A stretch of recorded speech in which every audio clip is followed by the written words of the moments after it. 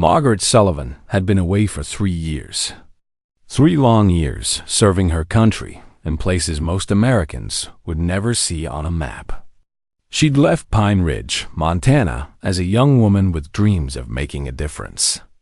Now, at 32, she was coming home for her father's funeral.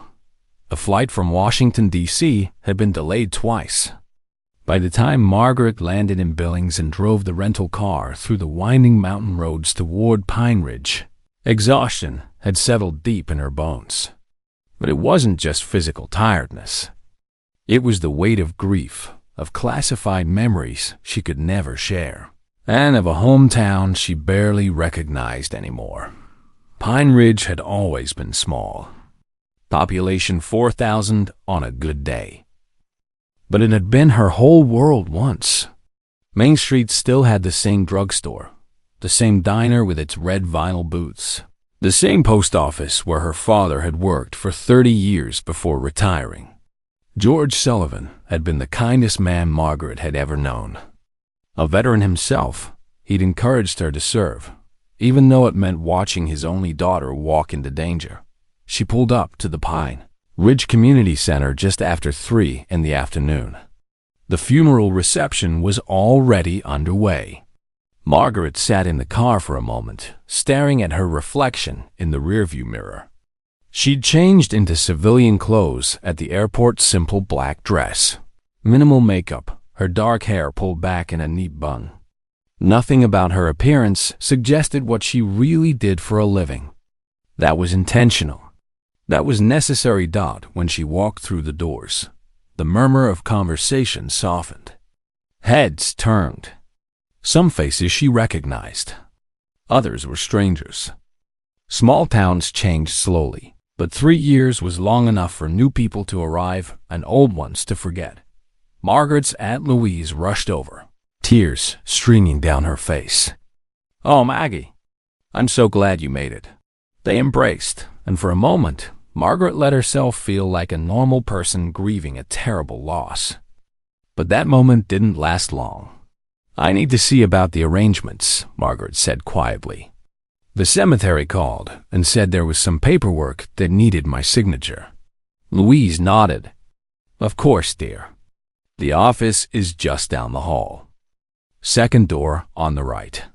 Margaret made her way through the crowd, accepting condolences with quiet thank yous and sad smiles. When she reached the administrative office, a young woman sat behind the desk. She couldn't have been more than 25, with bright blonde hair and too much perfume. "Can I help you?" the woman asked, barely looking up from her phone. "I'm Margaret Sullivan. I need to sign some documents related to my father's burial arrangements." The woman finally looked up, her expression shifting to something between boredom and mild irritation. "I'll need to see some identification."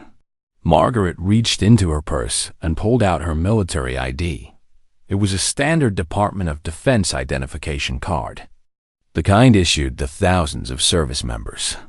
She placed it on the desk. The young woman picked it up, squinted at it, then let out a small laugh. "Is this some kind of joke?" Margaret felt a cold knot form in her stomach. "Excuse me?" "This ID," the woman said, holding it up like it was a piece of trash. "It's obviously fake. The picture doesn't even look professionally done." "That's a legitimate military identification card," Margaret said, keeping her voice calm despite the anger rising in her chest. The woman smirked. "Sure it is. Look, lady, I don't know what you're trying to pull, but we take security seriously here. I'm going to need real identification or you're going to have to leave." Margaret couldn't believe what she was hearing. She was standing in her hometown at her father's funeral and being accused of carrying false identification. "That ID is issued by the United States Department of Defense. It's as real as it gets." "Right," the young woman said, rolling her eyes. "I'm supposed to believe some woman just waltzes in here with a military card that says—" She squinted at the ID again. "All this classified nonsense? Please, I've seen better fakes at the college bar." Margaret's hands clenched at her sides. She'd faced enemy combatants. She'd stared down warlords and negotiated with hostile forces. But nothing had prepared her for this kind of casual disrespect in the place where she'd grown up. "I'm going to ask you one more time," Margaret said, her voice dropping to a tone that had made grown men nervous in briefing rooms. "Please process these documents. That is my legitimate identification." The young woman stood up, crossing her arms. "And I'm telling you to leave before I call security. We don't need troublemakers here disrupting a funeral service with fake IDs and attitude." Margaret took a slow breath.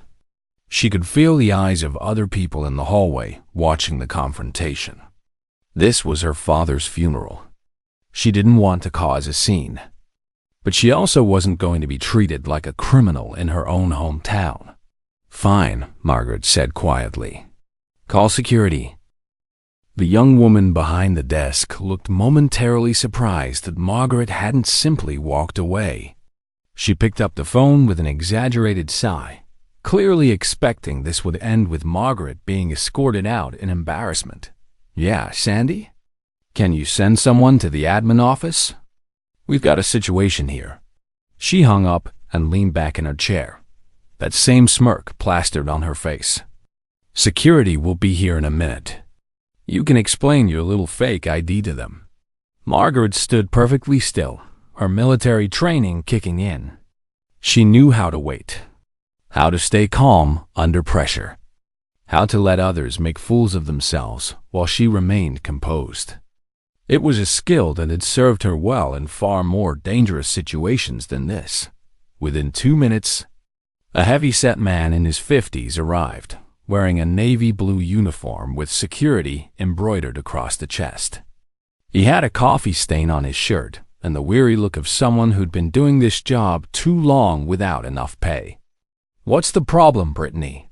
he asked. Not Unkindly. So that was her name. Brittany. Margaret filed that away.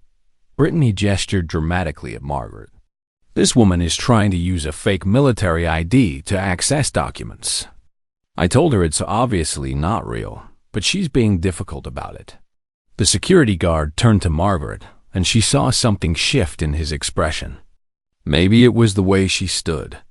Maybe it was something in her eyes. Men and women who'd served often recognized each other, even in civilian clothes.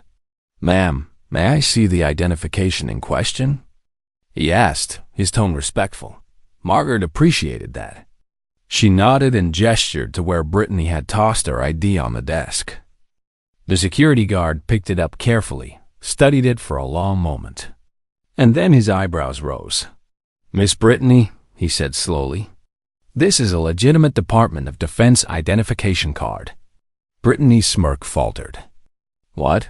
No, it can't be. Look at all that weird stuff on it. It doesn't look like any military ID I've ever seen." "That's because you've probably never seen one with this level of classification," the security guard said, his voice taking on an edge. "Ma'am," he turned to Margaret, "I apologize for this inconvenience. Your identification is perfectly valid. More than valid, actually." "Thank you," Margaret said quietly, but Brittany wasn't ready to let it go. "Oh, come on, Frank. She's probably just some wannabe playing dress-up. You know how many people fake military service? It's stolen valor. That's what this is. We should call the police." Margaret felt something cold and hard settle in her chest. Stolen valor. That accusation was personal. It was an insult to every real service member who'd ever worn the uniform.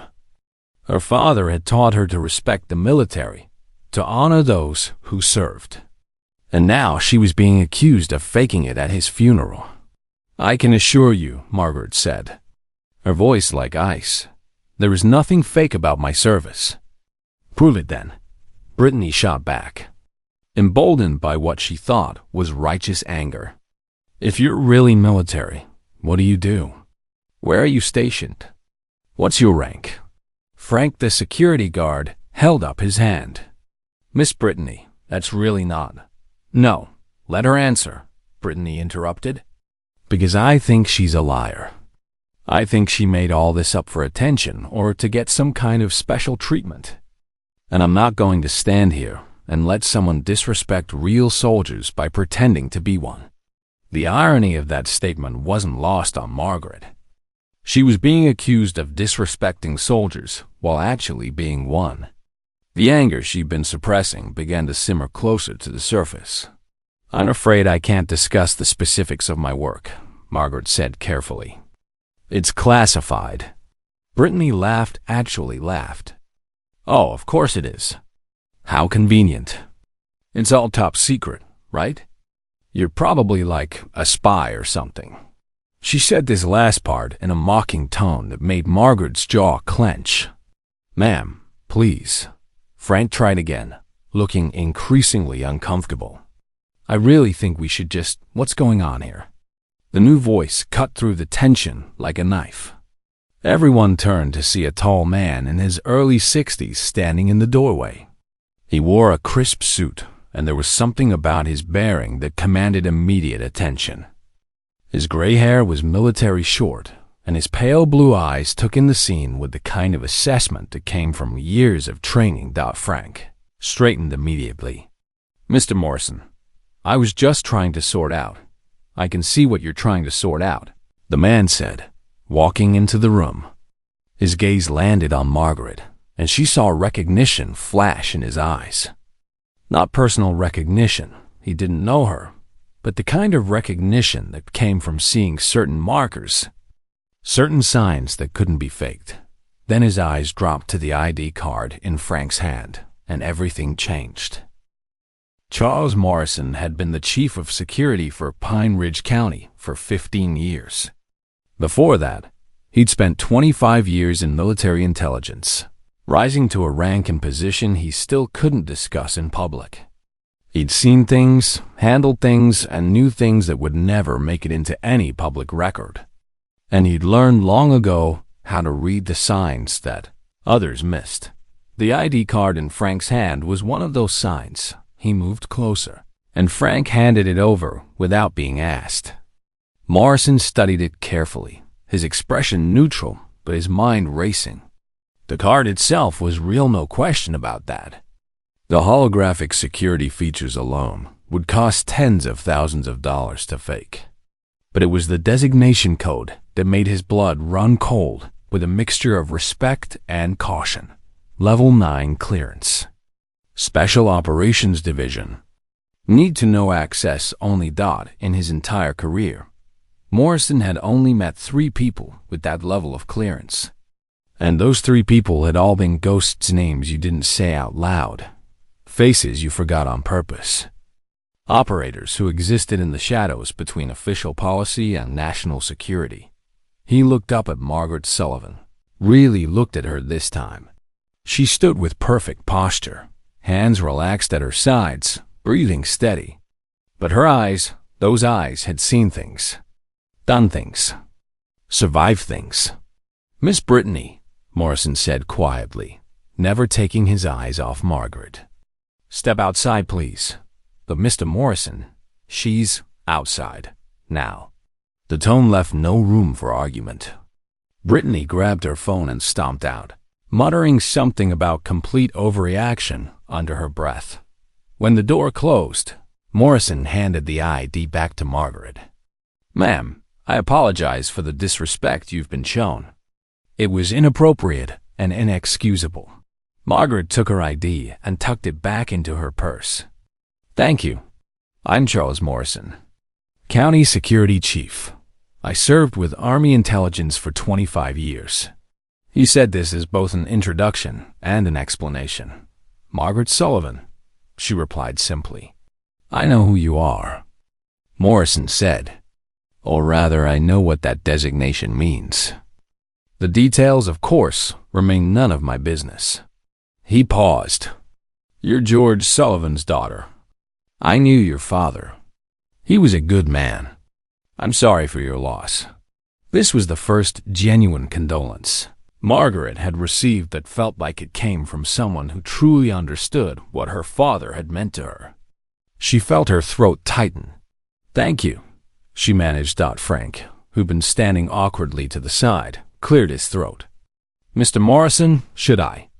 Is there something I need to know here? Morrison turned to him. Frank, what you need to know is this. That ID card is legitimate. More than legitimate. And Miss Sullivan has every right to access whatever documents she needs. Is that clear? Yes, sir. Absolutely clear.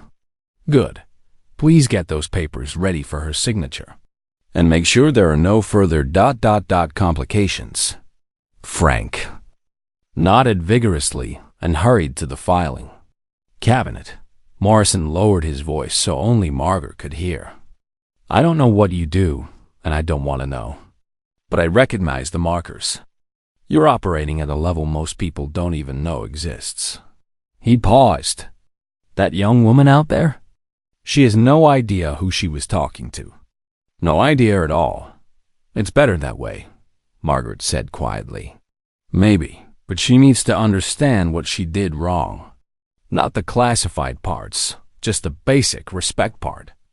Because if word gets around that she challenged your credentials, and then someone with actual knowledge hears about it ... He shook his head. It won't look good for her or this facility. Margaret hadn't thought about that angle.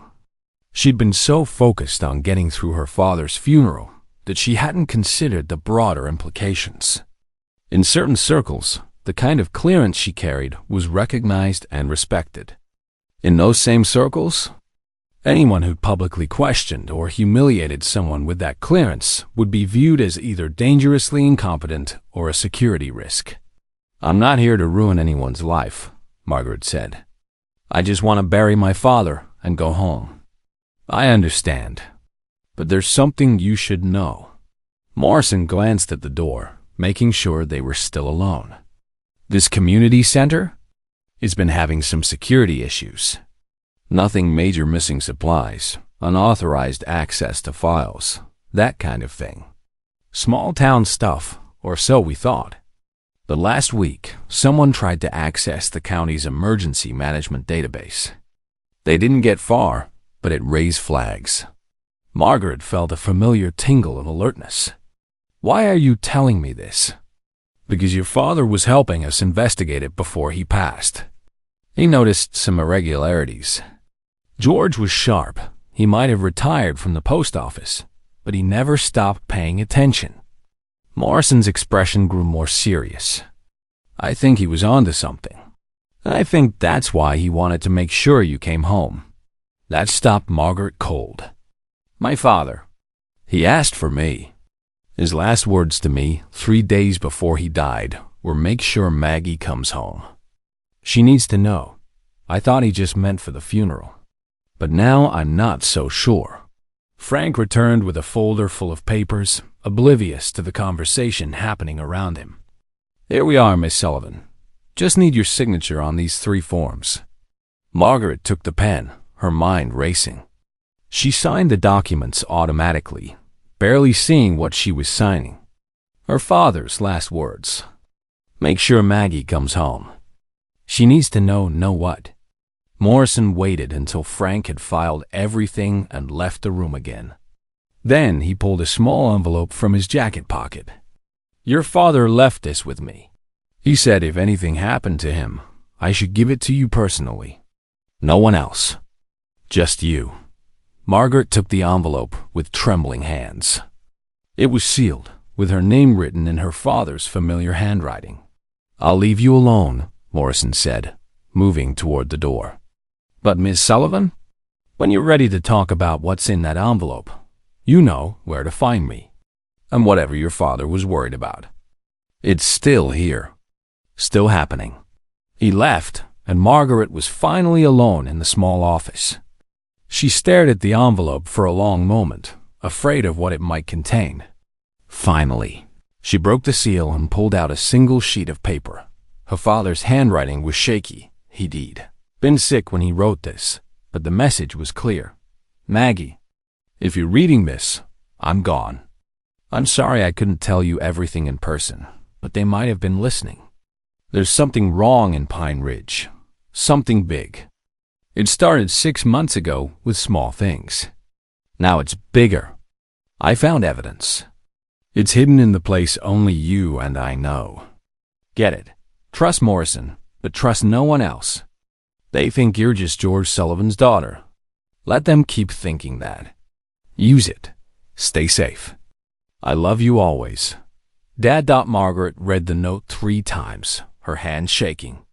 The place only she and her father knew. She understood immediately what he meant.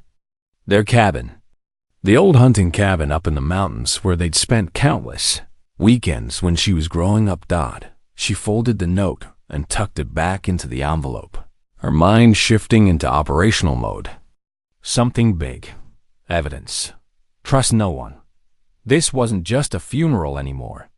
This was a mission. And Margaret Sullivan was very, very good at missions. The funeral service was brief and dignified, just the way George Sullivan would have wanted it.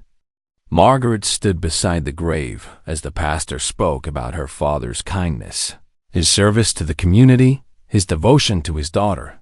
She kept her expression neutral, but inside, her mind was working through scenarios and possibilities. After the burial, people approached with condolences. Margaret accepted them gracefully, playing the role of grieving daughter while her trained mind catalogued every face, every word, every small detail that seemed out of place. Most people were genuine, but a few watched her with a little too much interest. A few asked questions that seemed innocuous but felt calculated. "How long will you be staying in town?" asked Martin Green, who owned the hardware store. He'd never spoken more than 5 words to her before today. "I haven't decided yet," Margaret replied neutrally. "What kind of work do you do these days?" asked Patricia Hollis, the county clerk. Her smile was warm, but her eyes were sharp. "Government work." "Nothing exciting," Margaret said, giving the stock answer she'd used 100 times. She noticed Morrison watching from a distance, not approaching but present, protecting in his own way. When the crowd finally thinned and people began heading back to their cars, he moved closer. "You planning to stick around?" he asked quietly. "For a few days at least. I need to go through my father's things." Morrison nodded. "If you need anything, and I mean anything, you have my number. Day or night." He handed her a business card with his personal cell phone written on the back. "I meant what I said earlier. George was a good man, and he was worried about something real. I'd like to help finish what he started." "I appreciate that," Margaret said. And she meant it. In her line of work, having a competent ally with local knowledge was invaluable. After Morrison left, Margaret drove to her father's house on the edge of town. It was a small ranch-style home with a well-kept yard, an American flag flying from the porch. Everything looked normal, peaceful. But Margaret didn't trust peaceful anymore. She let herself in with the key she'd kept all these years. The house smelled like her father's old books, coffee, and the faint scent of pipe tobacco he'd never quite given up. It made her chest ache. Margaret didn't turn on many lights. Instead, she moved through the house methodically, looking for anything that seemed disturbed or out of place. In the living room, she noticed the photos on the mantel had been moved slightly. In the study, papers were organized a bit too neatly, not the way her father usually left things. Someone had been here, recently. She checked the usual places. People hid things, behind books, under mattresses, inside air vents. Nothing. But she hadn't really expected to find anything here. Her father's note had been clear. The evidence was at the cabin. It was getting dark by the time Margaret made the decision to drive up to the mountains. The cabin was about 40 minutes outside of town, up a winding Forest Service road that most people had forgotten existed. Her father had bought the property 30 years ago, and they'd spent countless weekends there when she was growing up. The drive gave her time to think. What had her father discovered? Who was he worried about? And why hadn't he gone to the authorities, official authorities, with whatever he'd found? Because he was protecting you, she realized. He knew what you did, even if he didn't know the details. He knew that bringing you into this meant something serious, something that required your particular skills. The cabin appeared in her headlights, looking exactly as she remembered it. Log construction, green metal roof, porch with 2 rocking chairs. Home. Margaret parked and approached carefully, her senses on high alert. But the cabin was empty, undisturbed. She used her father's key to unlock the door and stepped inside, breathing in the familiar smell of pine and old wood. She didn't turn on the lights. Instead, she used the small flashlight from her keychain to navigate to the back bedroom. There, hidden under a loose floorboard that only she and her father knew about, was a fireproof lockbox. Margaret's hands were steady as she lifted the board and pulled out the box. She knew the combination by heart, her birthday, backwards. The lock clicked open. Inside were documents.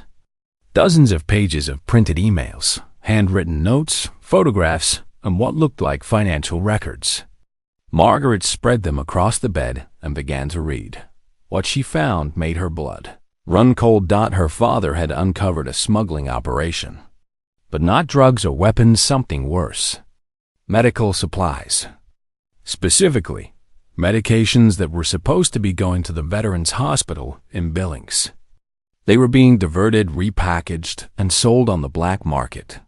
Someone was stealing from veterans. The documents showed a trail of missing shipments, altered invoices, and forged signatures. And at the center of it all were 3 names: Patricia Hollis, the county clerk; Martin Green, the hardware store owner; and someone identified only as the coordinator. Margaret sat back, processing this information. Her father had found proof of theft from veterans. Of course he'd been furious. Of course he'd investigated. And of course he'd been careful about who he told. But there was more. Tucked into the bottom of the box was a USB drive and another note from her father. Maggie, if you've made it this far, you've seen the documents. But the real proof is on this drive. Video footage from the warehouse. Audio recordings. Everything you need to bring them down. But be careful. The coordinator is someone with power. Someone no one would suspect. I tried to figure out who, but I ran out of time. I love you. Finish this for me. For the veterans they're stealing from. Dad. Margaret held the USB drive, feeling its weight. This was what her father had died protecting. This was why he'd made sure she came home. She heard it a split second before it happened. The soft crunch of gravel outside.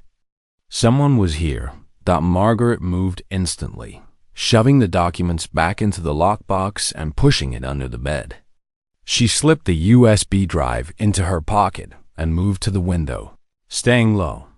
3 figures approached the cabin, moving with the kind of coordination that suggested either training or practice. They weren't trying to be quiet anymore. They knew she was here. Margaret assessed her options. She was unarmed.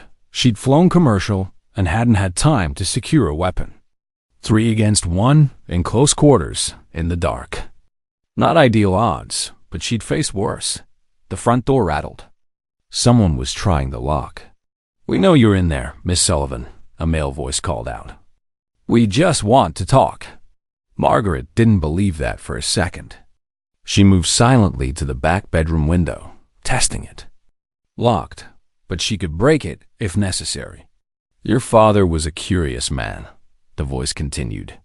"Too curious. We hate for the same thing to happen to you. Just come out and we can discuss this like reasonable people." Margaret's jaw clenched. The same thing to happen to her? They were admitting her father hadn't died of natural causes. The front door burst open with a crash. They weren't waiting anymore. Margaret grabbed the only weapon available, a heavy brass lamp from the bedside table. She positioned herself beside the bedroom door and waited. The first man through the door didn't see her until it was too late. She brought the lamp down hard on the back of his head, and he crumpled. The second man lunged at her, but Margaret was faster. She ducked under his arm, drove her elbow into his solar plexus, and swept his legs out from under him as he gasped for air. The third man was smarter. He stayed in the doorway, and when Margaret saw his silhouette, she saw what he was holding. A gun. Enough, he said. I really didn't want to do this, but you're not giving me much choice. Margaret raised her hand slowly, the lamp dropping to the floor with a thud. In the faint moonlight coming through the window, she could finally see his face. Martin Green, the hardware store owner. Mr. Green, she said calmly, you're making a mistake. The mistake was your father's, Green said, his voice bitter. He should have minded his own business, and you should have stayed away. I know about the smuggling, Margaret said. I know about the medications. I know everything. Green's expression hardened. Then you know why you can't leave here alive. Behind him, Margaret saw movement. A shadow, silent and fast. Before Green could turn, Morrison had him in a chokehold, the gun clattering to the floor. Drop it, Martin, Morrison said firmly. It's over. Morrison held Martin Green until the man stopped struggling, then zip-tied his hands behind his back. The other two attackers, now identified as Green's warehouse workers, were similarly restrained. Morrison had called for backup the moment he'd seen Green's truck heading up the mountain road. Sheriff's deputies were already on their way. Margaret leaned against the cabin wall, catching her breath. How did you know to follow him? I didn't, not exactly, Morrison admitted. But after we talked earlier, I started putting pieces together. Your father had mentioned seeing unusual activity around Green's hardware store shipments coming and going at odd hours. I decided to keep an eye on Green tonight, and when he mobilized these two, I knew something was about to happen. Thank you, Margaret said quietly. You saved my life. Morrison nodded toward the bedroom. Did you find what your father left for you? Margaret pulled a USB drive from her pocket. Everything we need. Video footage, audio recordings, financial records. My father documented the entire operation.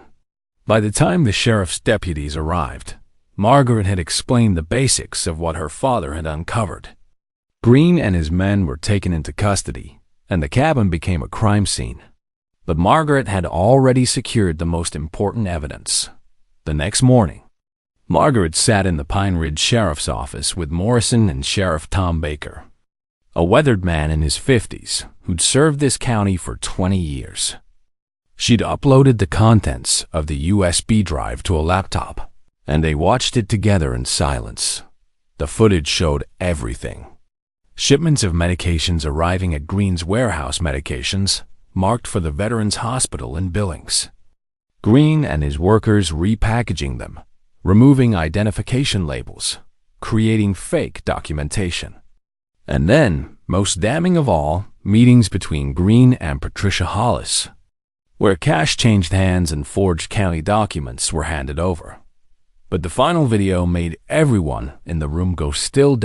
It showed a man entering the warehouse late at night, clearly thinking he was alone. He walked directly to Green's office, used a key he obviously possessed, and checked several boxes of medications before making a phone call. The audio was crystal clear.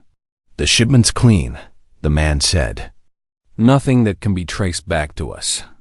Proceed with the sale. When he turned toward the camera, his face was fully visible. Deputy Mayor Richard Holloway. The coordinator, Sheriff Baker's expression went from shock to fury in the space of a heartbeat. That son of a... he caught himself. I've known Richard for 15 years. He's been deputy mayor for 8. And he's been stealing from veterans the whole time? The dates on these videos go back 14 months, Margaret said quietly. My father started recording as soon as he suspected something was wrong. He documented everything. Morrison was studying the screen, his military training evident in how he analyzed the information. This explains a lot.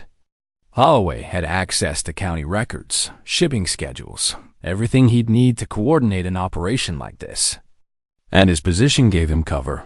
No one would question why the deputy mayor was interested in county logistics. "We need to arrest him immediately," Baker said, reaching for his phone. "Wait," Margaret said, holding up her hand. "Holloway doesn't know we have this evidence yet. He thinks whatever my father found died with him.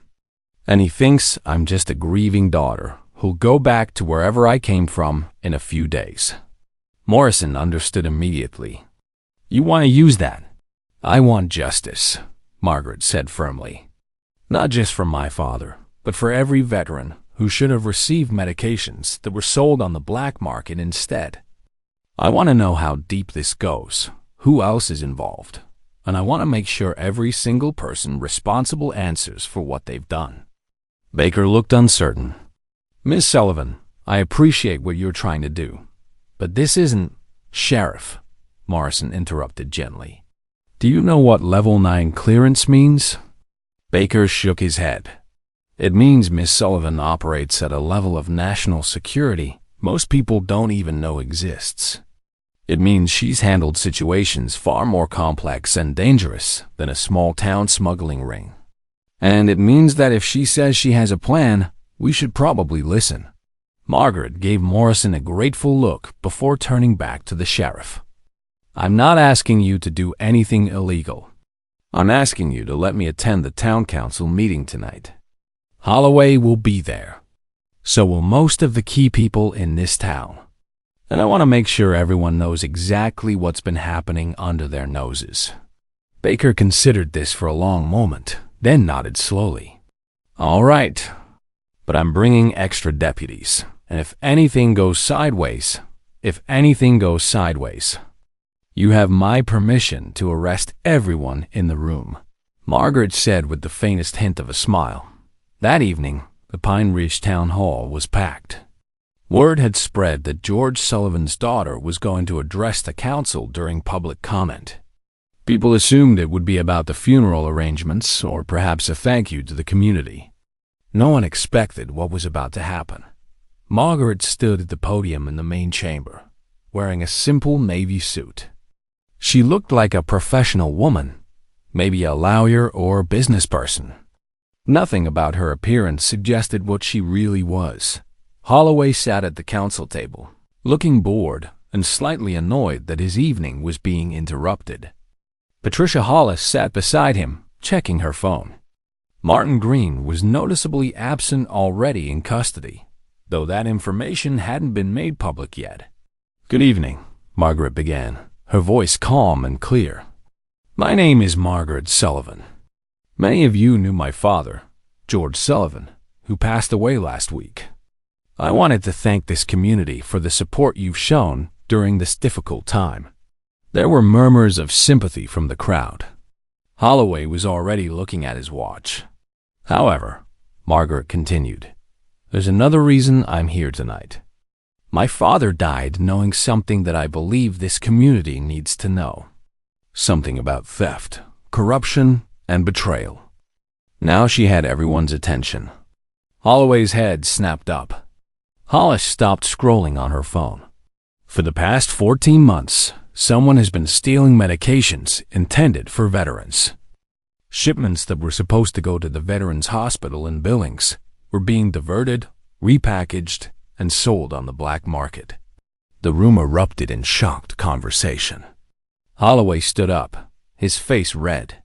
"That's a serious accusation, Miss Sullivan. Do you have any proof of these claims?" "I do," Margaret said calmly. She nodded to Morrison, who was standing near the back. He pressed a button on his laptop, and the large screen behind the council table lit up with George Sullivan's video footage. The room fell silent as they watched Martin Green receiving shipments, Patricia Hollis exchanging documents for cash, and finally, most damning of all, Deputy Mayor Richard Holloway making his late-night phone call. "The shipment's clean. Nothing that can be traced back to us. Proceed with the sale."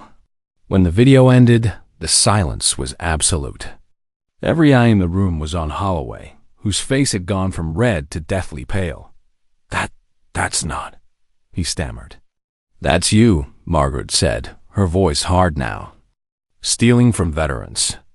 Men and women who served this country, who came home broken and in need of help, and you stole their medications for profit.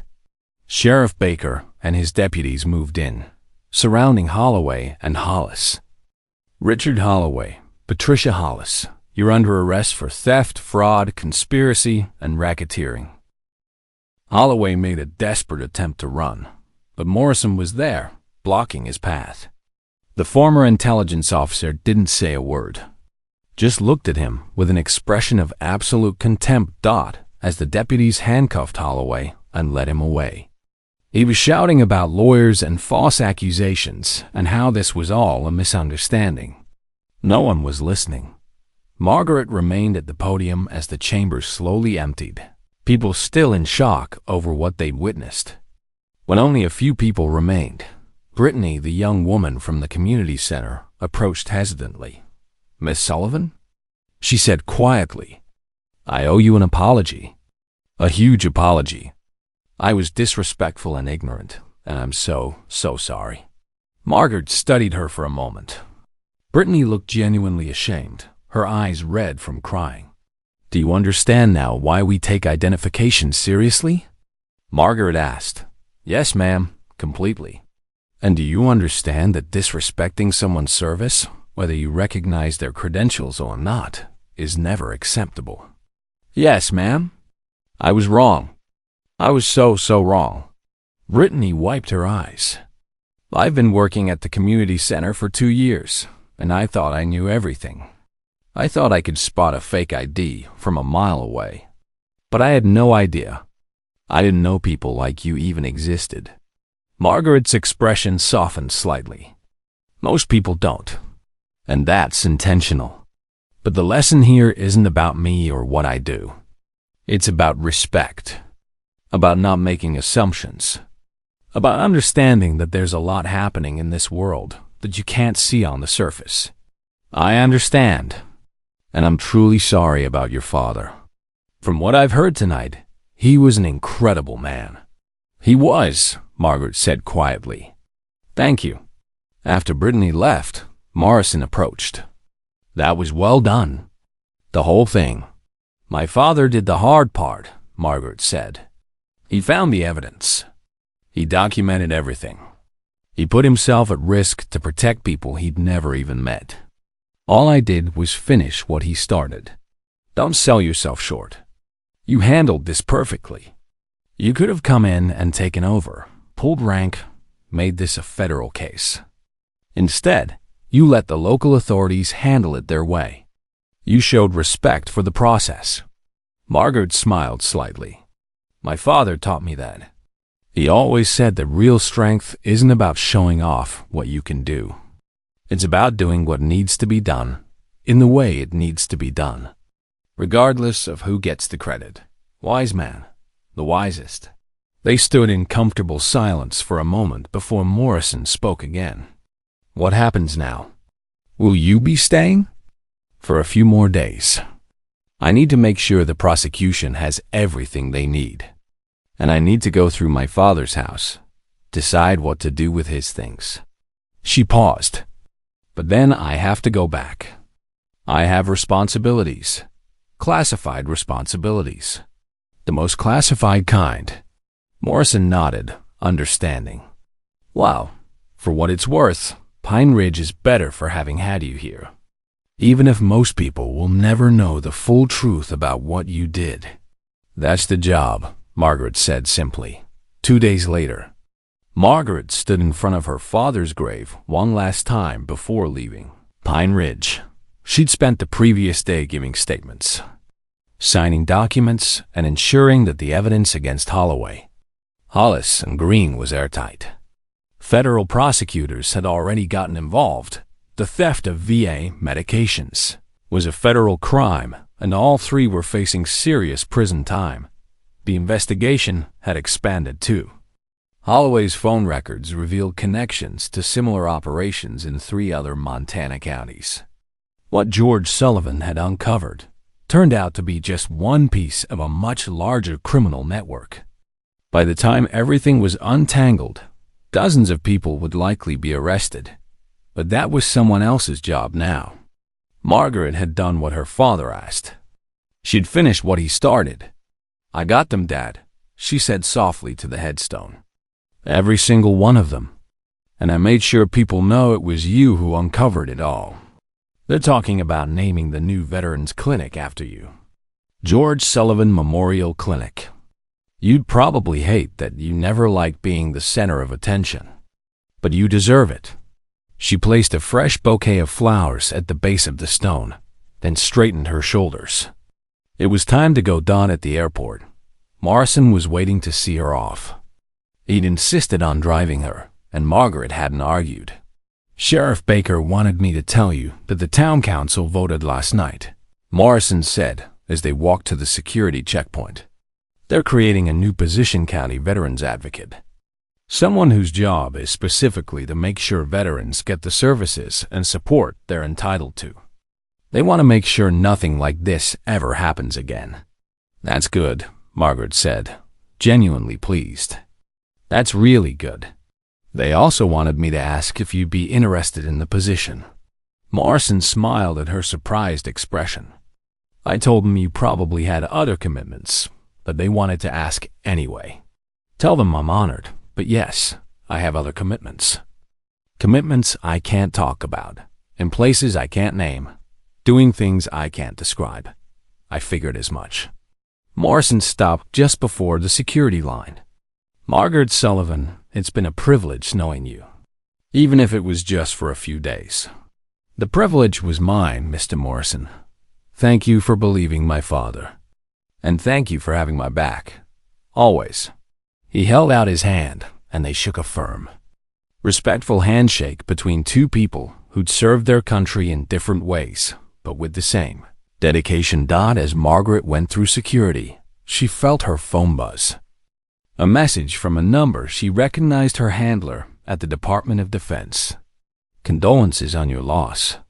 When you're ready to return to duty, we have a situation in Eastern Europe that requires your expertise. Take the time you need." Margaret stared at the message for a moment, then typed back a simple response. "Ready now. Send details." Because that was who she was. Margaret Sullivan, Level 9 Clearance, Special Operations Division. The woman who went places others couldn't go, did things others couldn't do, and carried secrets that could never be shared. Her father had understood that. He'd been proud of it, even if he could never say so publicly. And in his final act, he trusted her to use those skills, the training, that dedication, to do what was right. She'd honored that trust. She'd gotten justice for him and for the veterans he'd tried to protect.